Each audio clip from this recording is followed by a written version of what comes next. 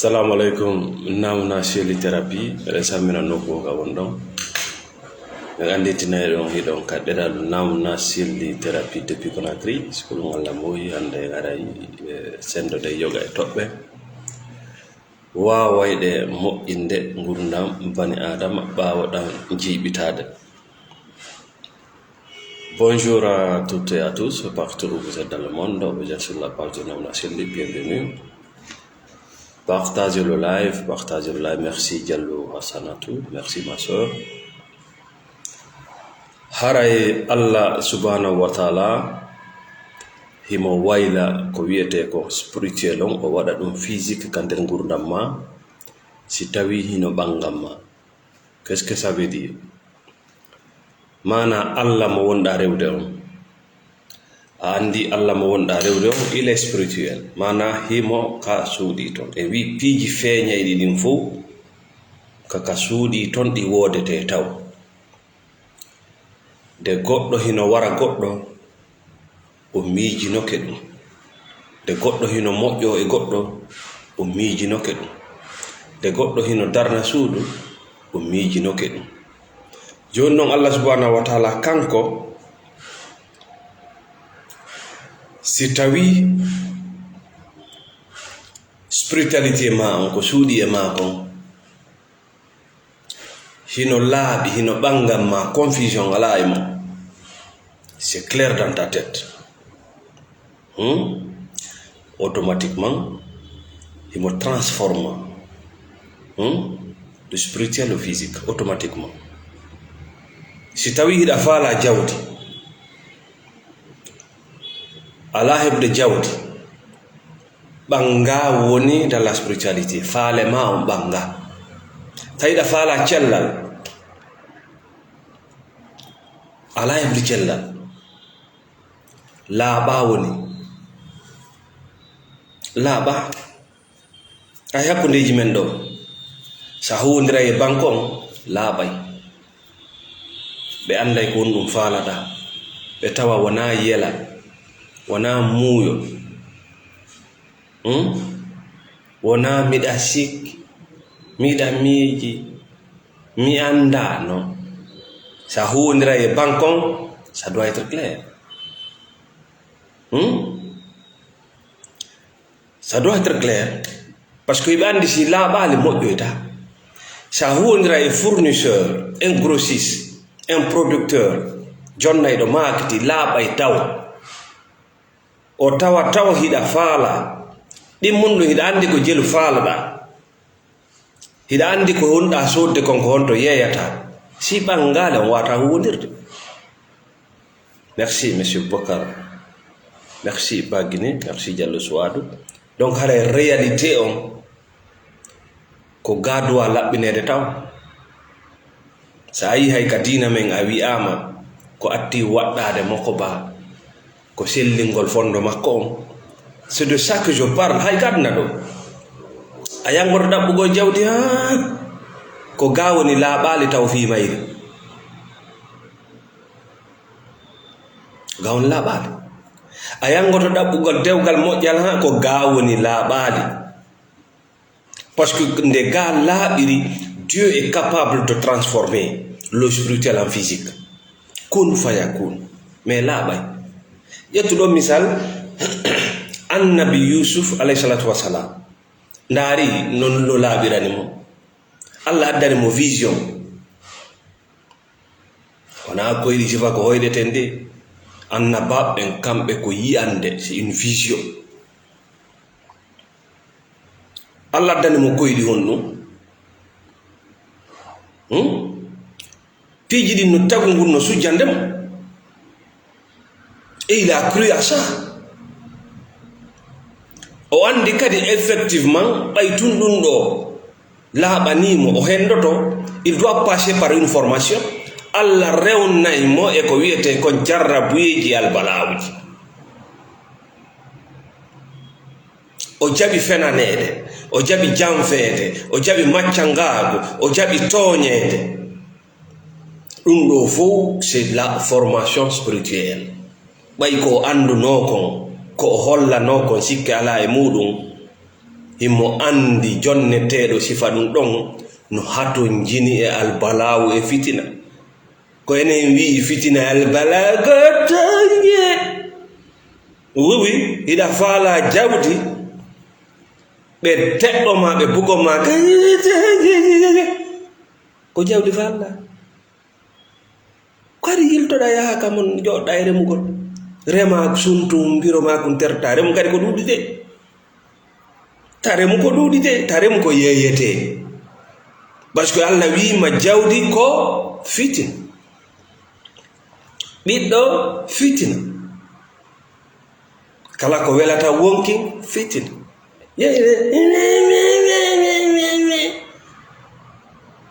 hiɗa faala ka a faalenkini. Merci Thierno Youssouf, merci Aïssatou Aïba. Hiɗa faala ka a faalenkini. Ça fait deux. Faale golle faalenkina gol nagol mono faala hunde o daranto nde y a pas d'excuse. Si goɗɗo no faala hunde o daranto seede sa weelama sa fokkiti hurgo sa faalama ŋañade sa faala non y a pas d'excuse. Sa yiɗi y a pas d'excuse. Maade goɗɗo yiɗa goɗɗum ko ganto des excuses. Miɗa faala hiɗa faala yawde Canada, hiɗa faala yawde États-Unis, hiɗa faala artude lagine ko honɗum holli ko goonga ko si tawi a daranike kala leydi ndi faalaɗa yawde mum ambassade maɓɓe on nokkama manno sera leydi ka wonɗa ɗon a yiyama toon a yeehi a landike ɓe ko honno yarete a yeehi a landike ɗon fichier de renseignement ɗum a waɗi ɗum taw awa ka Allah laaɓay ka hoorema taw si o wayla o waɗa ɗum réalité.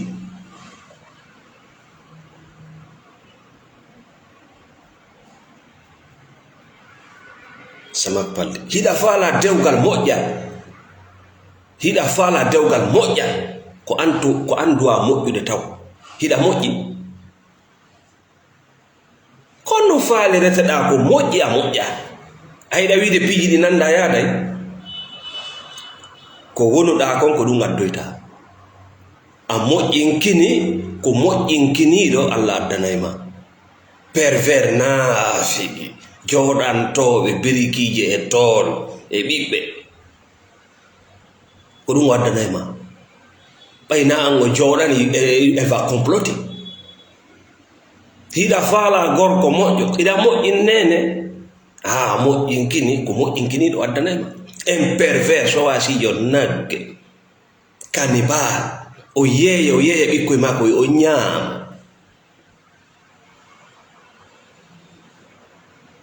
mi andintinayi on nawna selli wona waajotoɗo ɗa faala waaju il faut aller chez les religieux nam waajotoɗo mi ɗaɓɓa goto e feewi je vais me partager mes idées je vais me vendre mes services mes produits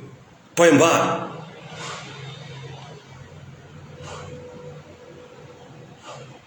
mi ɗaɓɓa ya gongi komi haalata ya hoolo komi haalata ya jaɓu komi haalata mi yaltino e ñaamugol huɗo mi ñaamuno huɗo ha mi sa'i mi ñaamitata huɗo aduna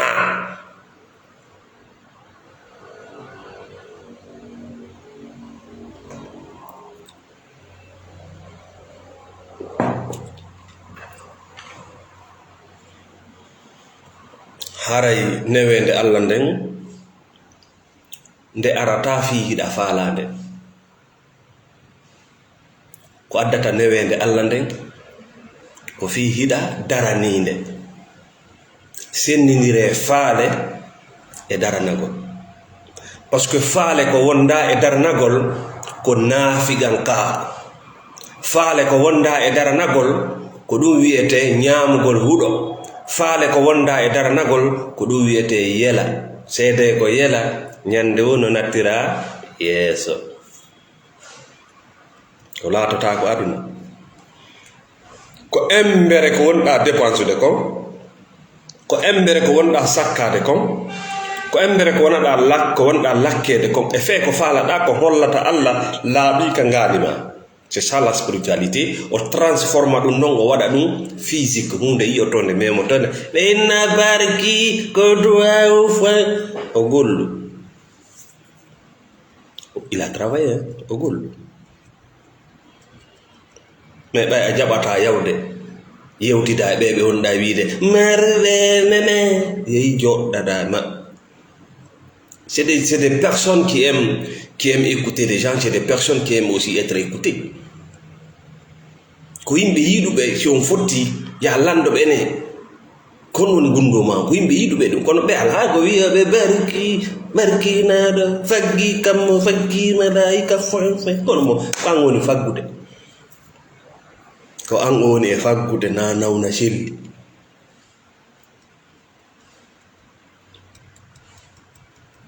Kala gaynuɗo haaju ka mum alaka o fillo tarika makko yana ba parce que vous le mystifiez. Ala itton mo e bani adama waɗon mo kukuru rewetinu et c'est vous qui perdez parce que expérience ji makko ɗi il va pas le diffuser. Kanko ando o gol o taƴotu yiite il a affronté ses peurs o na bindi na talkuru na duwa goɗɗo ko Allah ndaari tawi laaɓi ka nder ngandi makko o rewnimo e taƴitugol yiite fi yo forme o ɓanginanimo konko o laaɓanimo ɗon ko ɗum ɓenata la manifestation de Dieu dans ta vie, c'est-à-dire laaɓi ka nder ngandi ma o wayla ɗum ce qu'on appelle dans le physique, dans le monde physique visible. Dasira ɗaɓɓude cellal ala heɓude, ɗaɓɓude jawde ala heɓude, ɗaɓɓude dewgal wondugal e nafoore ala heɓude, ɗaɓɓude laamu ala heɓude, wattan yiila wattan yiila de ko karam ko jokkondirɗa ko hirso nayi e duwawuji e mocco e naɓa artira capti meɗi ɗum ɗo no holli koko fenade wonɗa e mum ça ne peut pas se manifester. No holli koye fenade wonɗa e mum koye beppale aɓoɓe kono ƴetti qur'ana fof e ɓandu mum awli qur'ana ƴetta qur'ana fofa ka ɓandu ma ka koyɗe ma sa mayi ko yite wonɗa yewde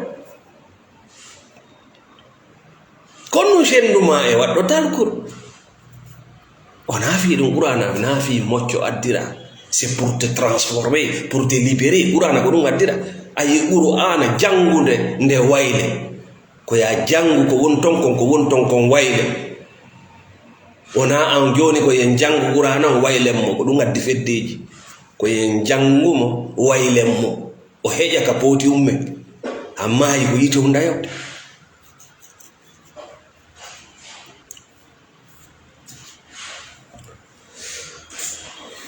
newendeji Allah ɗin arata no miijorɗa non ma no faaliraɗa non ma no habborɗa non aduna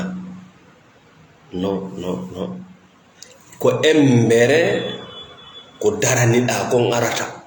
compte bancaire ma on hande ko embere ko daraniɗa kon sa darike kadi ɓuri ɗon Allah no wawi addude ɓuri ɗon mo jogui magasin ji ɗi udditaka tawa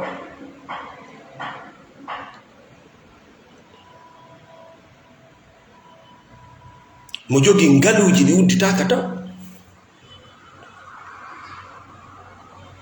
sakko sikka lanni menen kam men anda foenfa no aɗani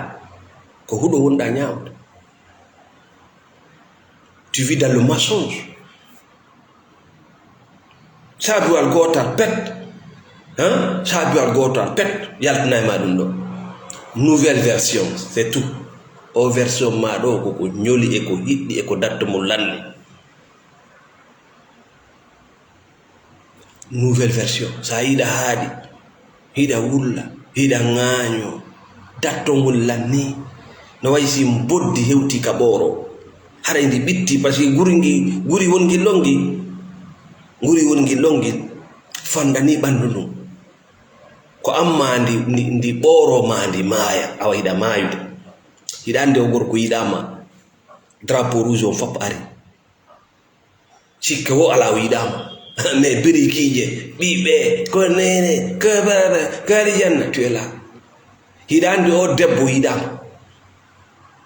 drapeau ji ɗin fop ari que Kaïdi, que Fonfon, que... D'accord. Rien n'est clair dans ta tête. Comme c'est pas clair, tu ne verras rien. Maintenant, c'est comme des formules. Hida andi de golle de moƴƴanama, hida andi de fedde de moƴƴanama, hida andi o politique ɗo o moƴƴanama. Nouvelle version. Change la formule. Hey, kono ɗo non ko golle. Sa sikki ko moƴƴirma ko hanki moƴƴirte hande, andu hande wona hanki. E beteke.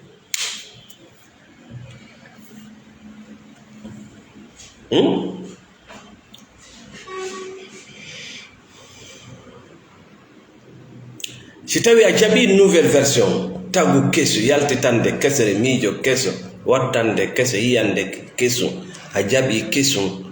automatiquement a sikkaygoy dambude ɗen fof fermike parce que keso ça veut dire la séparation yahangol keso ko holli ko sertigal minni sertigal min naali a sertu e madame ma modi ma c'est pas mon problème je parle pas de ça. Non no wonda mijorade ɗum non no won c'est-à-dire dans la thérapie ɓe inni wo gagno wontiranɗo ma ka yaasi un ennemi extérieur il n'a pas de force si tawi ala gagno nder misam jonne ɗo misal terre à terre gagno wata hakkille ma woni e piigol ma parce que sa gaynimo piide a tawa juuɗe ma ɗe fof no muusude ma dande ma nde fof lakkama fayda haray on piindir on victoire juutata gaño ko ya andugo sa andi gaño ma o mo wawi wonde hay gollonowo maccuɗo ma misal ɗo joni sa ala heene ma ala tooke e ma ala hasidankako e ma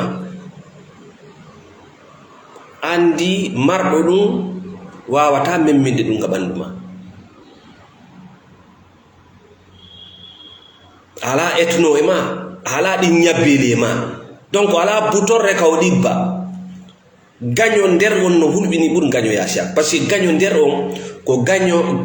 gaño yaasiyankojo on ko gaño nder on noddatamo goɗɗo yima o hiɗa waɗa hiɗa wiya na ko honɗum waɗi ko an wona waɗede ko an wona wiya hiɗa wondi e mum si ngujjo fiimo drogari e quartier wona imam o wernatam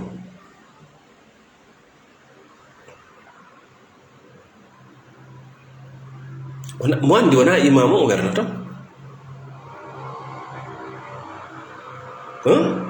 ko jooma geeto wernatam ko jooma geetoji ɗi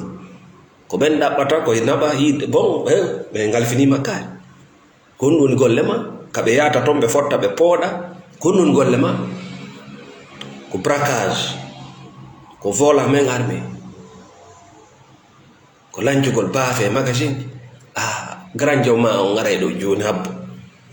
si wari ɓenna ina hayɓi koɗo e yahata si ceernojo tedduɗo ari e quartier mo andi ko honto o werata ka o landoto ko honto woni duuɗe ɗe ko honto woni juulirtaji ɗi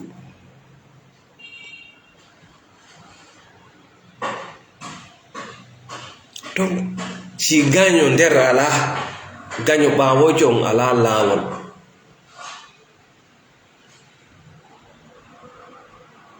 yaltin ko haɗata e ma ko ɗum waɗi siɗa natoyde aljanna on gaño nder jo Allah darnete ɓe seeka ɓandu ma ɗum ɓe yaltina ɓe hawka ɓe nayi ayi ko wonnoɗa haccude fof koye ma wonnogo ko an développé ɗum seeɗa seeɗa yino fotata woɓɓe ko garano fotawa fello ko woɓɓe ko garano fotawa abbere zarra ɗuuɗa ko woɓɓe ko garano fotawa leemu nere embere wo no wurnirɗa ko wiyete kon heena hasidanka ko etnugo noon ono woni yaajirde si ɓe teɓɓikema ɓay a wiyama joni a nattata mum aljanna ton koto e kon naago ala ko ɗum waɗi siɗa faala andude ko honto fokkutuɗa watta ñila honto wonɗa joni may tuma noon jaɓuɗa la nouvelle version ayi tambude den fu fermike voilà be surtout mum bloqué e be waɗanɗa keeri ɓenta comme bandry ka anglais sa waɗi bandry pervers narcissique neɗɗo faasiqijo naafiqijo ñannejo o yiɗa neɗɗo waɗowo keeri kamɓe sa waɗi keeri a dartike ɓe a yawike jama o a ɗoftaaki wala koye accuɓe ara ɓe bu'a ɓe coofa e ma ko ɗum woni needi jonno on bana rema koko wuddi ils vont fermer toutes les portes na changi men dare na o wi ɗum men yiyay ɓe jogitoto sakum maaro maɓɓe kum kono mando ɗum annabi Yusuf alayhi salatu wasalam nouvelle version no laaɓi ka nder hoore ma Allah inni qaribu miɗa takko ma miɗa ɓattima de miɗa ɓattima si jama on dogima miɗa ɓattima siɗa taƴitude 2 heures miɗa ɓattima siɗa ka kaso miɗa ɓattima siɗa waɗade ka laawo miɗa ɓattima sa wikkama sa waɗama embargo ko fi hon ɗum Allah no ɓattima fewndo ɗo ko ɓay ko ɗum weli manditade a heɓi ɗo piiji moƴƴuɗi buyi a manditaki dattiji ɗi mais a yejjitata ñande sokkaɗa non mandade dépôt ma tu vas jamais oublier ce jour ida yejjita ñalande nde yaltuɗa ka kaso mais a yejjitata ñalande nde naatuɗa ida yejjita cuuɗi ɗi waaliɗa e mum mais a yejjitata ñande waalɗa ka yaasi ton premier jour ida yejjita ñalande jombuɗa sonnajo ma o ma mawdi ma jombu ma mais a yejjitata ñande o dampuma o yaltimma ko fi honɗum Allah inni miɗa wondi e ma nde ñande ko ɓay nde ñande a yejjitata ko ɗum o inni andutu fiya taski zikr kaka wawata andutude fi makko ɗon ko ɗon o wondata e ma o wona ka yeeri lele nabi artiri barki barkari ñañañaña no ko tuma fuɗɗiɗa jooɗade ugginoɗa ndaro annabi Musa alayhi salatu wassalam ɓay mo seneke mo jooɗike ka leggal wona ñaami wona suudu wona ɓengure wona benwal wona kayri wona barki wona musidal kanko tun honno o wi Allah hunde wo ko jippinanɗa lan ɗo je suis dans le besoin Allah wi voilà ana qarib ni ɓaali Allah okkori mo sonnajo okkori mo golle okkori mo suudu ka o waalo parce que c'était clair maintenant dans sa tête wallo ala sona taguɗo mo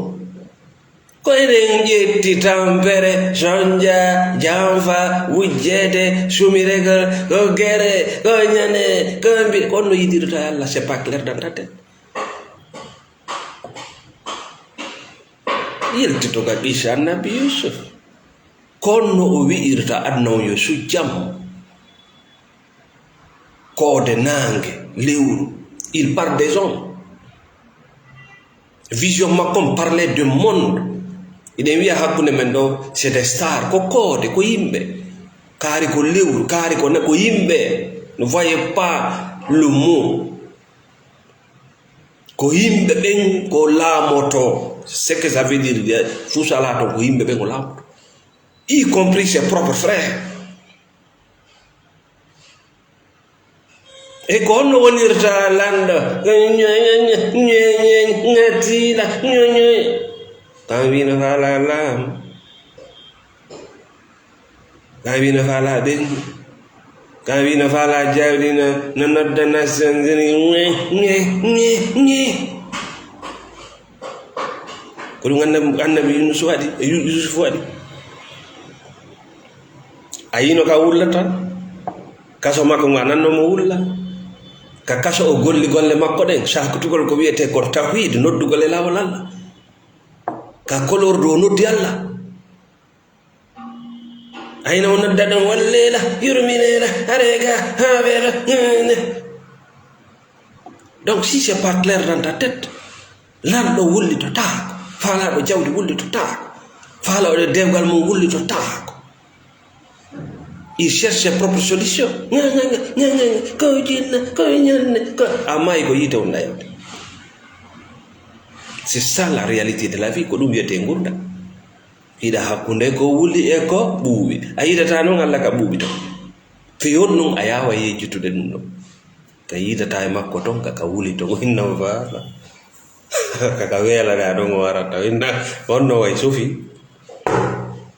ka bato on faala yoolade ɗon ko ɗon o arata ka donkum ma kum buga yaasi ɗon ko ɗon mo arata ka o wujji kaɓe escroque ma ɗon ilela par ce que ɗon ya plus d'espoir ko ɗon o arata par ce que ɗon anndi ma on c'est clair sa wi ɗon Allah ko kanko wonɗa noddude nasanam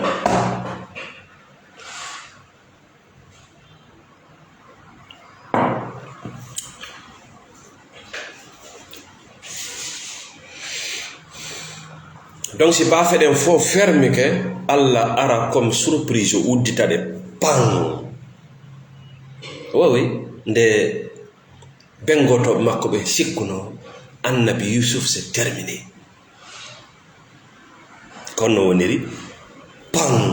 Allah enen noon wona ko jama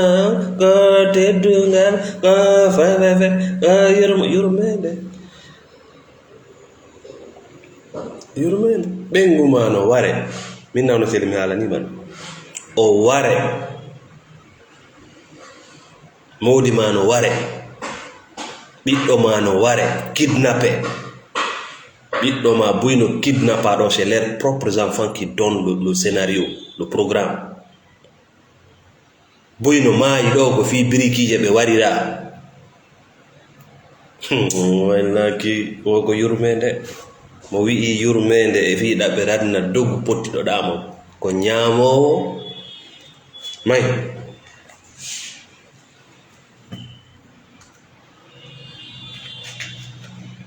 weltor tampere ma nde ta dogu nde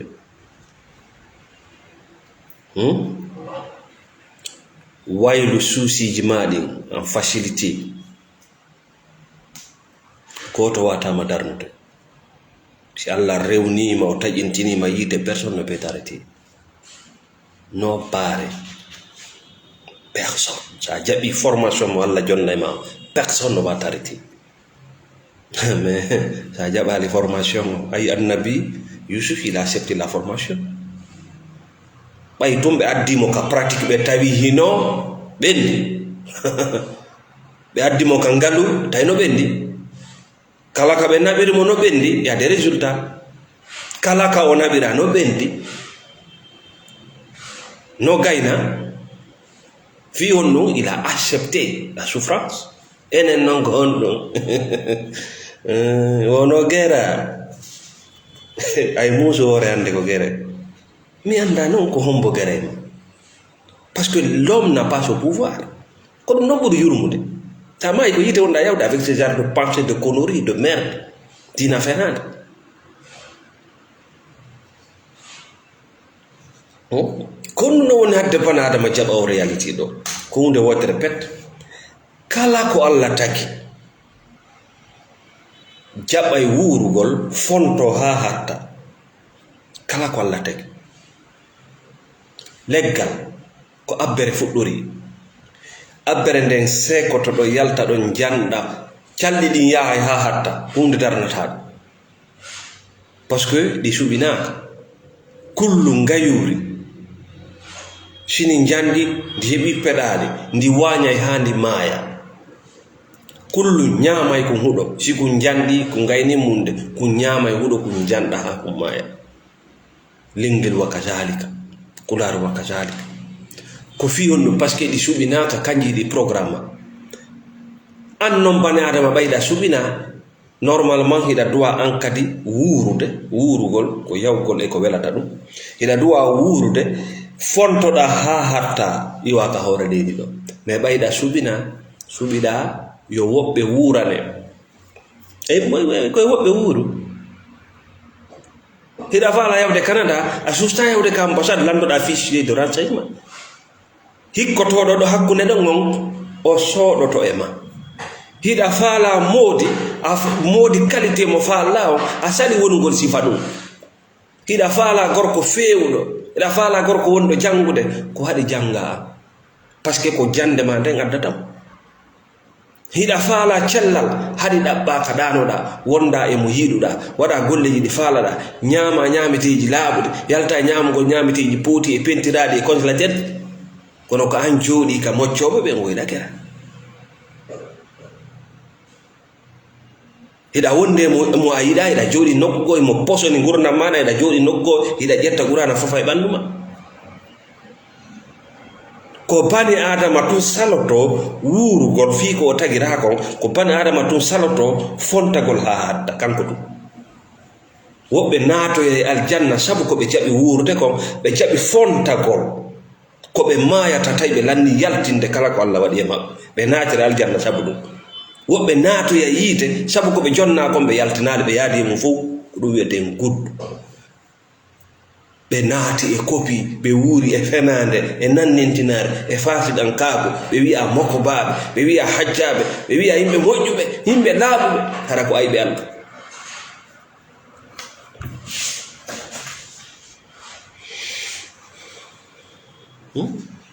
dum do no ba ta gasude si tawi laabali ka der hoore ma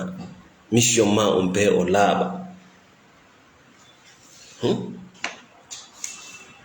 donc aray jetten toɓɓere men sakkitoro nde merci Malal Fafa merci Ceerno Moussa Bari merci salamu aleykum toɓɓere men sakkitoro nden honno marɗen ko yewten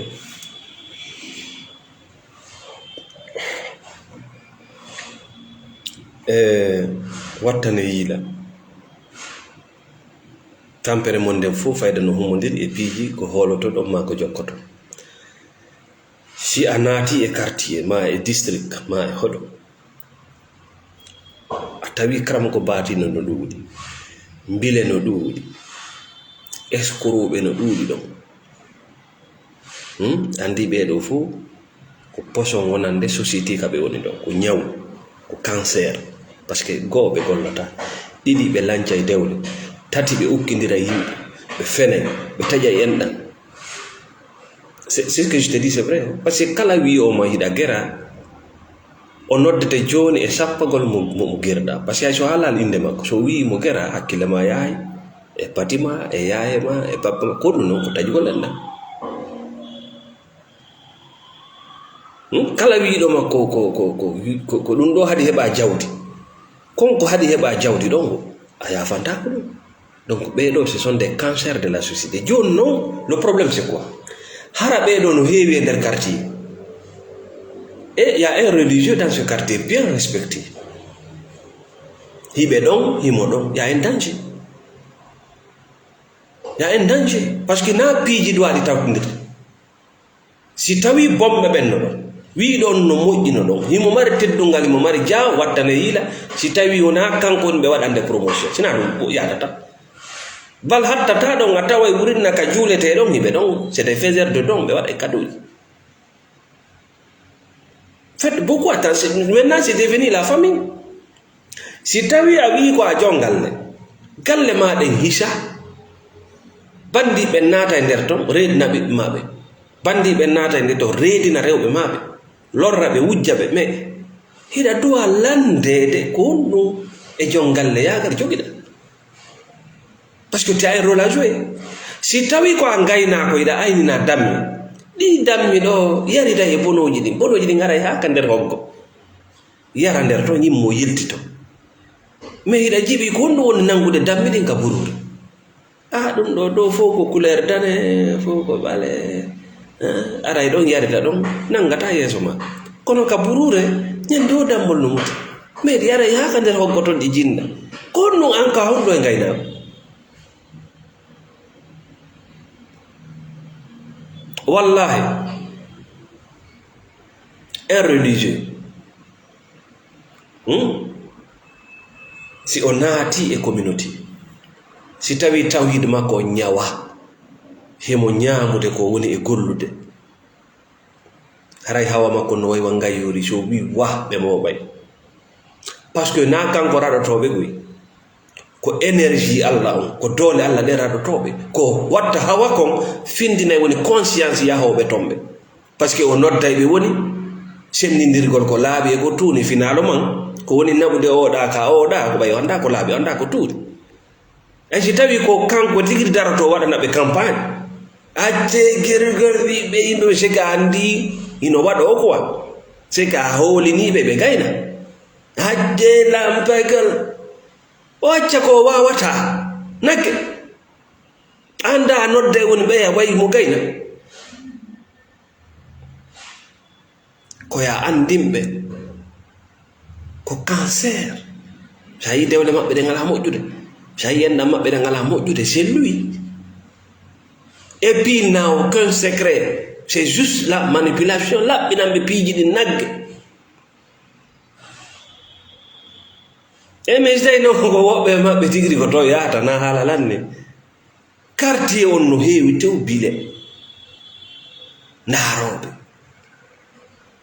windoɓe moccoɓe. Toi tu fous quoi ici?